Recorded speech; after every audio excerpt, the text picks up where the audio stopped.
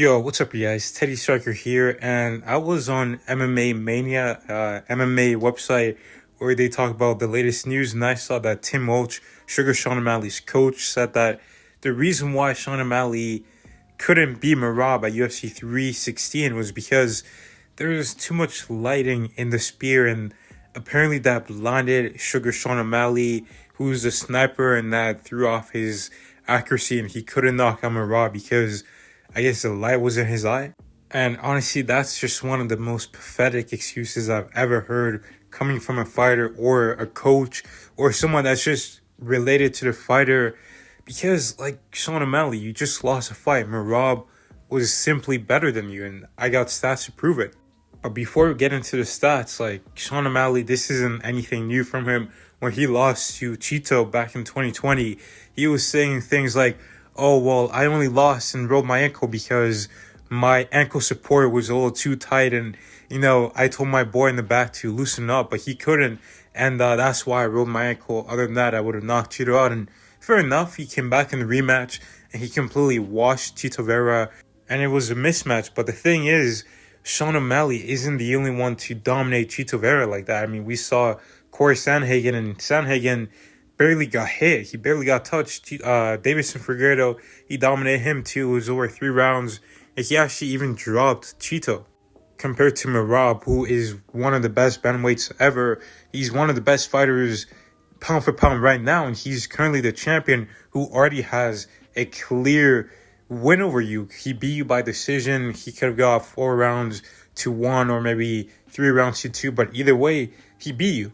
And yeah, O'Malley's team were saying, that they couldn't, they were missing knockouts by inches because the light got into his eye and that kind of threw off his accuracy, but it didn't.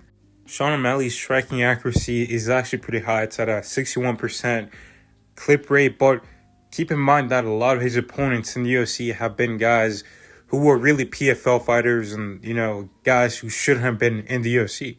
But then when he fought 2 guys who are really good, like Imperion and Merab, who actually both won the distance with him, you can see that his accuracy drops by a pretty significant amount. Let's take a look at the Imperion fight first.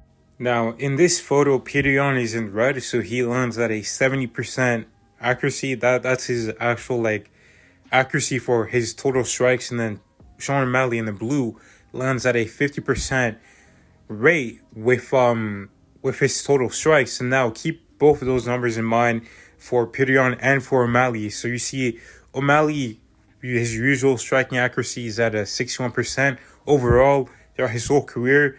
But then against a high-level guy, it drops down to close to a 50% accuracy. And Imperion lands at a 70% accuracy. This is for Imperion versus Merab. Imperion is in the red. He lands at a 50% accuracy, and Merab lands at about 50%. And notice how Imperion, his striking accuracy dropped from a 70% against Sean O'Malley in a 3-round fight to a 56% against Merab in a 5-round fight. Now, that's pretty strange, right? It's almost as if Merab is the reason why the accuracy dropped a little bit. And this is from the Sean O'Malley and Merab fight. O'Malley's in the red at a 50% accuracy, whereas Merab is at a 69% land rate, where it's kind of close to Imperion and O'Malley, these numbers. It's almost like maybe when O'Malley fights actual high-level guys, his accuracy is not going to be as good as it was before.